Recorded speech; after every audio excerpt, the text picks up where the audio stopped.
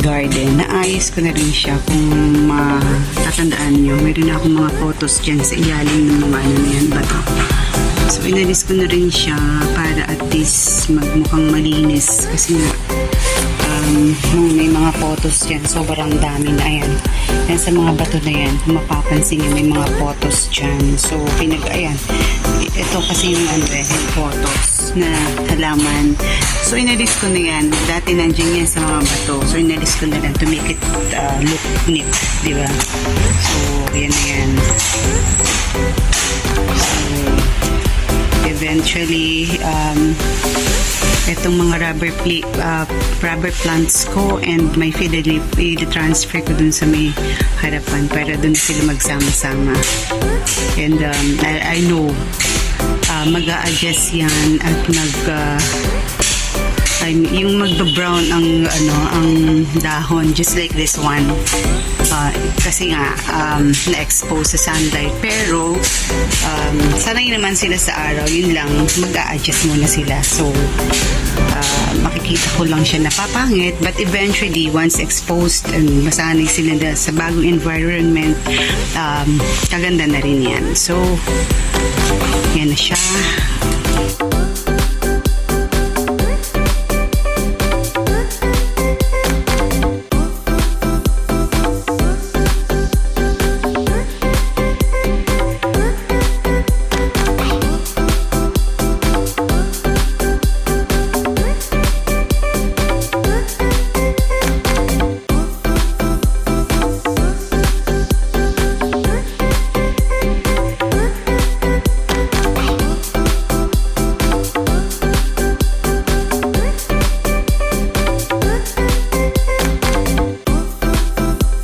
Unti-unti na siyang naalis. So, gusto ko talagang i-clear yung lugar na yan. Kasi ang gulo na niya. So, kasama ko na naman yung pamangkin ko. Yung nag-ayos nitong bato. Kami dalawa nag-ayos nito eh. So, sabi ko sa kanya, tulungan niya ako ulit. We're trying to remove this big plant na and then pabaguhin ko na kung ano itsura. Kasi may pangit na rin eh. Hindi na nakaayos yung halaman. So, unti-unti alisin ko yan and even this rapis. Ang outcome ng pag-aalis ko ng mga lumang halaman or yung mga matatanda ng halaman, luma, what a word, para inappropriate. So, but anyways, ayun na siya. So, hindi ko pa alam yung ilalagay kong ibang halaman kasi bungi-bungi pa siya. Hindi ko alam kung maglalagay ako, bibili ako or yung sa gilid kong mga halaman ilalagay dyan. So, for the meantime, yun muna. Habang naka-live si Maria Ho and si Simina, sumisingit ako na halaman, mag-alis ng mga dating halaman dito at tinutulungan ko nga yung pamangkin ko na alisin yung mga luma na matatanda ng halaman. So, sabi ko nga, for the meantime yun muna. So, I decided na pagsamasamahin na yung mga rubber trees ko dun sa may gilid, galing sa gilid sa pocket garden, and eto na siya, nandito na siya. And of course, eto yung dati kong nagawa. Yan na yung dati ko. Meron akong vlog na to prior to this vlog.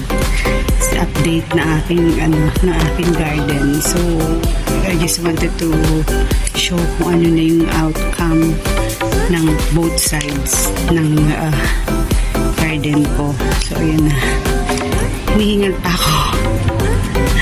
Kasi nga, nag-garden tapos naka-live. I mean, hindi ako ang naka-live.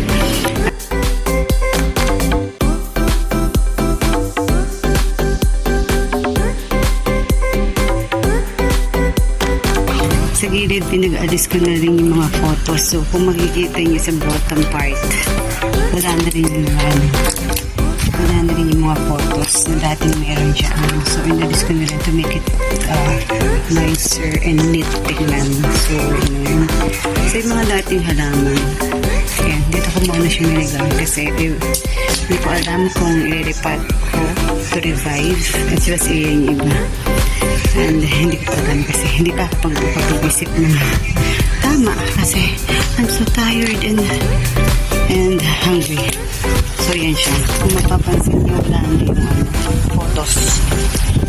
Mga green sa floor. Yan na yan. So medyo neat ng tingnan. Hindi na siya forest type. Yan na yan. Yung makikita nyo.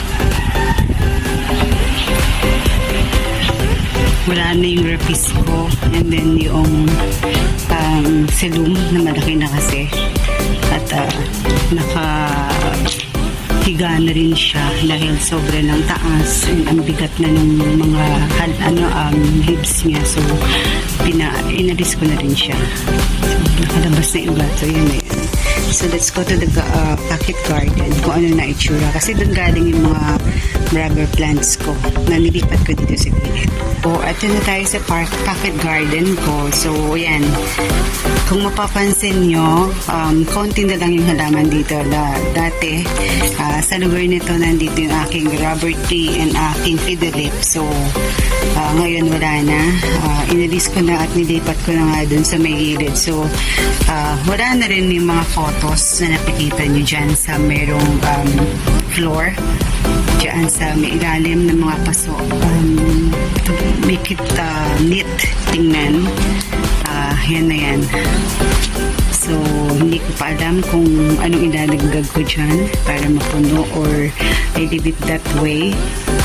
Kung ano, marami pa akong aayusin dun sa gilid. So, let's make an update na lang. I'm going to make an update with regards sa aking garden. So, thank you everyone for always supporting Rosana Mix Vlog, and thank you for always watching my videos, and maraming salamat sa ating mga teams na nagsusupport sa atin, and see you around, see you sa mga live ng mga team members natin, and of course ibang members ng ibang team. We're not just focused on team lang, but of course dun din support din sa ibang mga nakalive. View at night, ayan siya, dahil meron kaming solar light dyan, and ito siya, itsura niya sa gabi. So let's check dun sa kabilang side kung anong itsura niya, kasi may solar light din kami dun sa gilid. Come on guys! So ito na ang look niya sa gabi, kasi meron kaming spotlight dyan. Yan, so ganda naman siya paggabi. So yan na yung pinagpagura namin dalawa na aking pamangkin, and talagang it's a different look now compared sa aming parang say you go back, why are you there?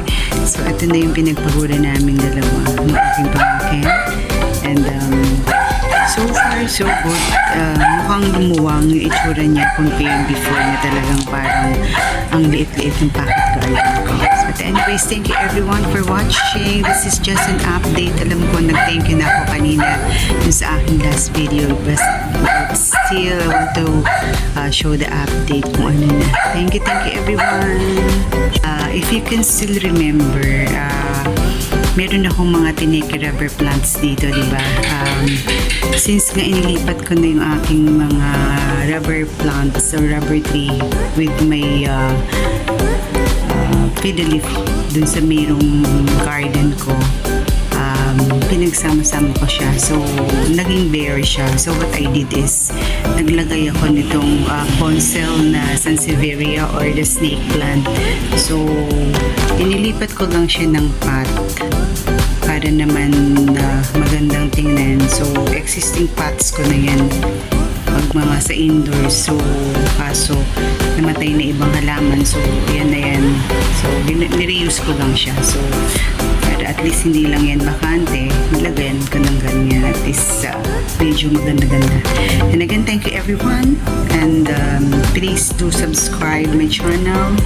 Kung hindi pa kayo nakasubscribe, and please do like the video. Thank you.